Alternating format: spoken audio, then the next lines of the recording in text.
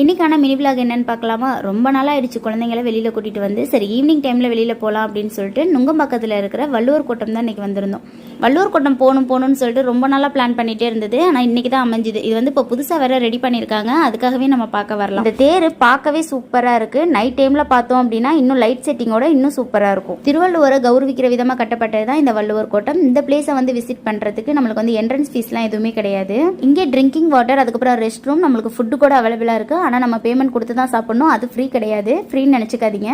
Timing பார்த்தீங்கன்னா காலையில் 9 o'clockலேருந்து evening வந்து 7:30 வரைக்கும் இருக்குது. ஈவினிங் டைமில் குழந்தைங்களெல்லாம் கூட்டிகிட்டு வரீங்க அப்படின்னா கொஞ்சம் ஸ்நாக்ஸ் ஐட்டம் வாங்கிக்கோங்க. ஸ்நாக்ஸ் வந்து அந்த அளவுக்கு இருக்கிற மாதிரி தெரியல. கீழே ஃபோட்டோஸ்லாம் எடுத்துட்டு சுற்றிட்டு அப்படியே மேலே வந்தாச்சு. மேலேருந்து கீழே பார்க்குறப்போ அந்த இடமே பார்க்க சூப்பராக இருந்தது.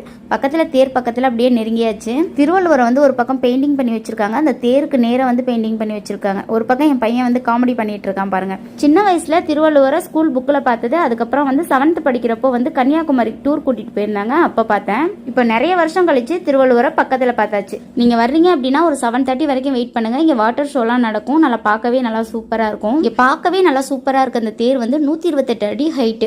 மேல கொஞ்ச நேரம் டைம் ஸ்பெண்ட் பண்ணிட்டு கீழே கொஞ்சம் சீக்கிரமாவே இறங்கியாச்சு. வாட்டர் ஷோ நடக்க போகுது அப்படின்னு சொல்லிட்டு கீழே வந்தீங்க அப்படின்னா புக் ஸ்டால் இருக்கும். இங்க குட்டி குட்டி பொருள் வீட்டுக்கு வாங்கிட்டு போற மாதிரி நிறைய இருந்துச்சு. அது எல்லாத்தையும் பார்த்துட்டு அப்புறம் வந்து வாட்டர் ஷோ ஆரம்பிச்சிட்டாங்கன்னு சொல்லிட்டு அங்க போய் உட்காந்தாச்சு. மியூசிக்கோட இந்த வாட்டர் ஷோ பார்க்கறதுக்கு நல்லா கலர்ஃபுல்லா சூப்பரா இருந்தது. ரொம்ப நேரம் அதையே பார்க்க கொஞ்சம் போர் அடிக்கிற மாதிரி இருந்ததுன்னு சொல்லிட்டு நாங்களுமே கிளம்பிட்டோம். நாங்க வந்து ஹோட்டல் போற ஐடியால இருந்ததுனால இங்க எதுவுமே நாங்க வாங்கி சாப்பிடல. நாங்கள் கிளம்பி வர டைம்லேயே அந்த வாட்டர் ஷோவும் முடிஞ்சு எல்லாருமே வந்து வர ஆரம்பிச்சிட்டாங்க.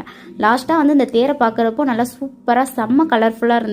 ஈஏக்கு ஆப்போசிட்டில் இருக்க ஜெய்தூன் ஹோட்டல் தான் வந்திருந்தோம். இங்கே ஃபுட்டு ரொம்பவே சூப்பராக இருக்கும்னு சொல்லலாம். நாங்கள் என்னென்ன ஆர்டர் பண்ணியிருந்தோம் அப்படின்னு பார்த்தீங்கன்னா கிறிஸ்பி லாலிபாப் ஆர்டர் பண்ணியிருந்தோம். இது மைனஸ் கூட சாப்பிட்றப்போ அவ்வளோ டேஸ்டியாக இருந்தது.